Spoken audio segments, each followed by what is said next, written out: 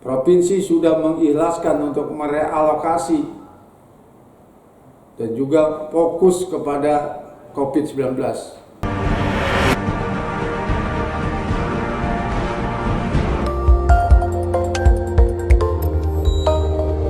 Bapak dan Ibu yang saya hormati, Assalamualaikum warahmatullahi wabarakatuh. Waalaikumsalam. Wa innamal usri yusra, innamal usri yusra.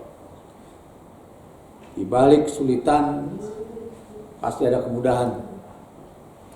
Dan itu yang saya yakini dan juga keyakinan kita semua. Di tengah krisis Covid ini, kita harus tetap melaksanakan tugas-tugas pemerintahan. Karena pemerintahan tidak boleh berhenti. Pelayanan pada masyarakat juga tidak boleh berhenti. Kita harus optimis bahwa kita akan terus berusaha berjuang untuk membangun masyarakat Banten khususnya dan Indonesia pada umumnya. Hal yang saya ingin gugah pada hari ini adalah harus ada nurani, harus ada panggilan ke jiwa-jiwa bahwa kemanusiaan itu nilai universal yang harus kita agungkan. Semua orang, semua pribadi, termasuk para pejabat, harus punya tanggung jawab secara nurani.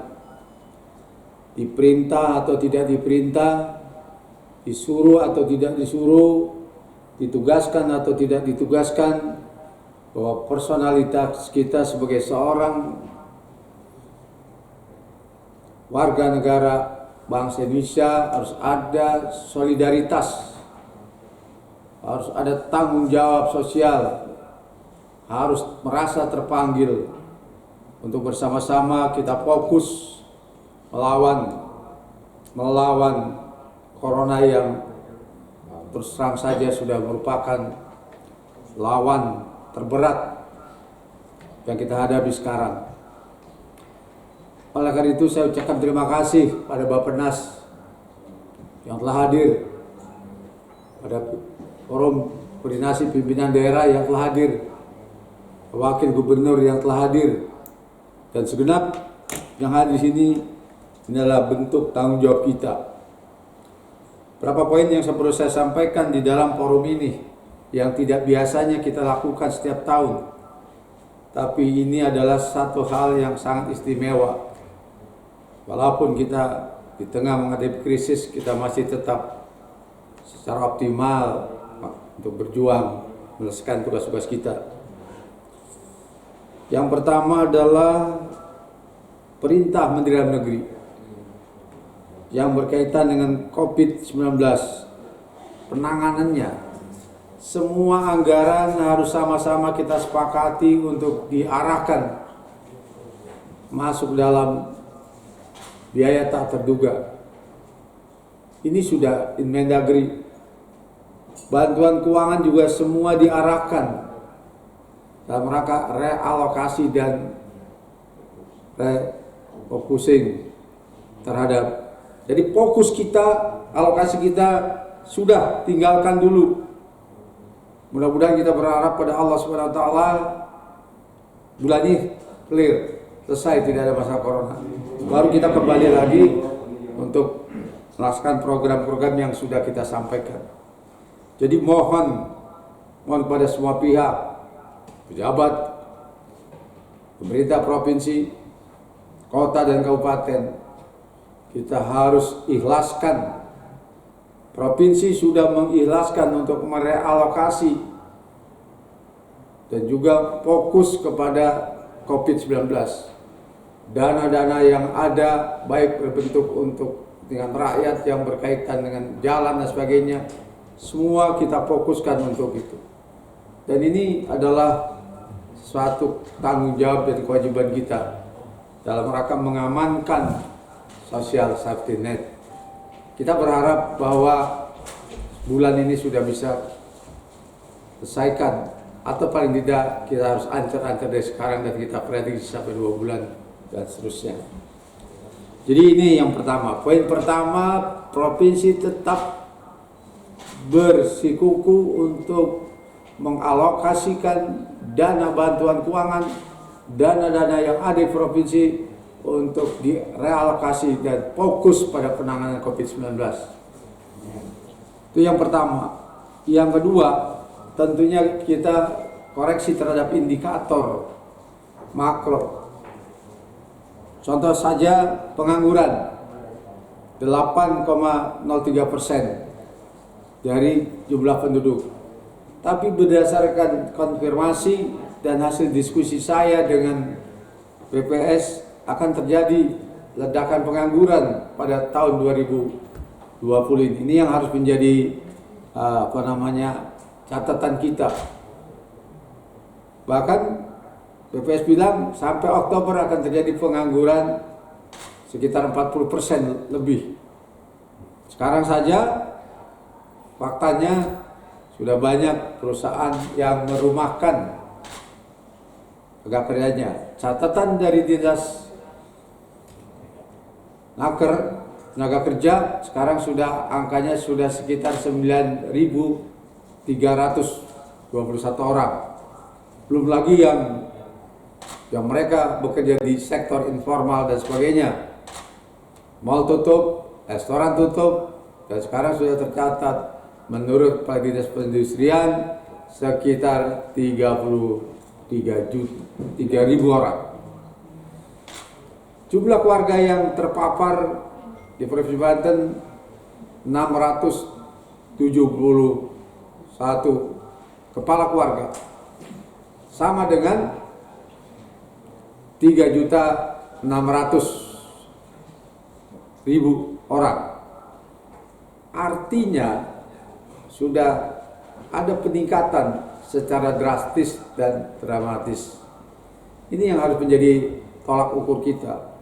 Ketika kita menggunakan indikator makro ke depan, akan nampak, harus paling tidak menjadi ukuran pertimbangan kita hari ini.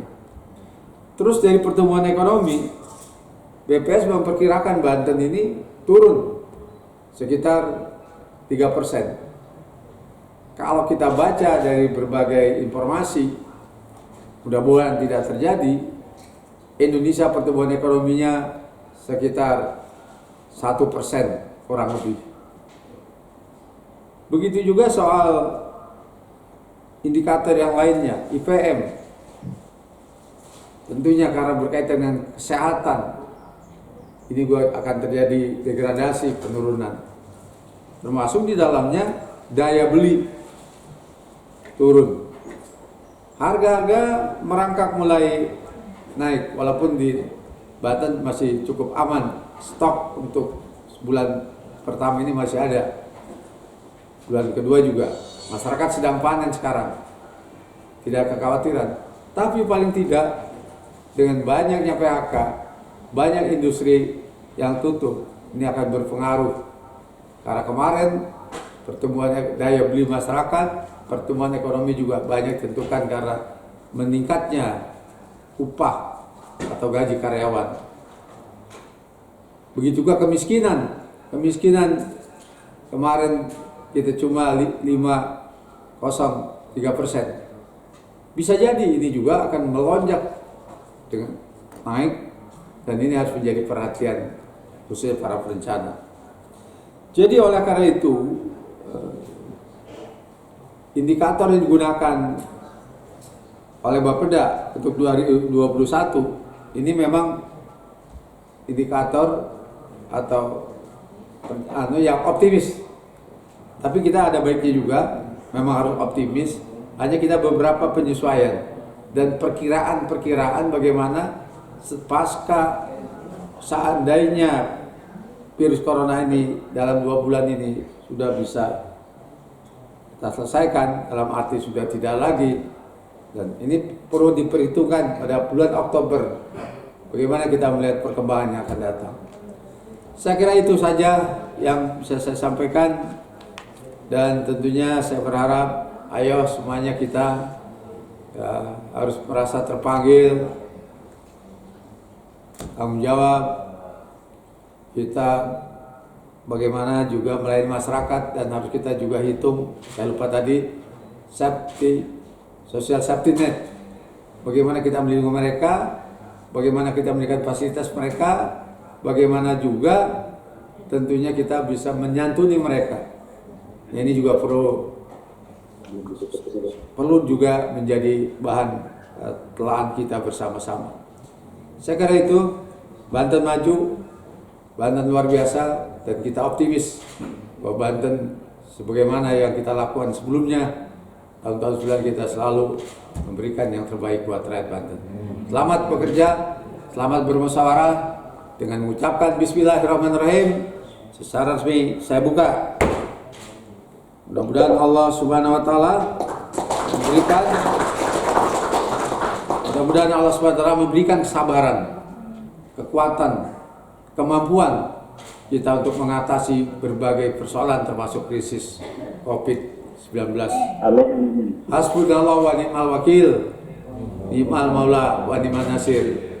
Kita baca 3 kali. Hasbunallahu wa ni'mal wakil, ni'mal maula wa ni'man nasir. Hasbunallahu wa ni'mal wakil, ni'mal maula wa ni'man nasir. Hasbunallahu wa ni'mal wakil, ni'mal maula wa ni'man nasir. Terima kasih. Wassalamualaikum warahmatullahi wabarakatuh.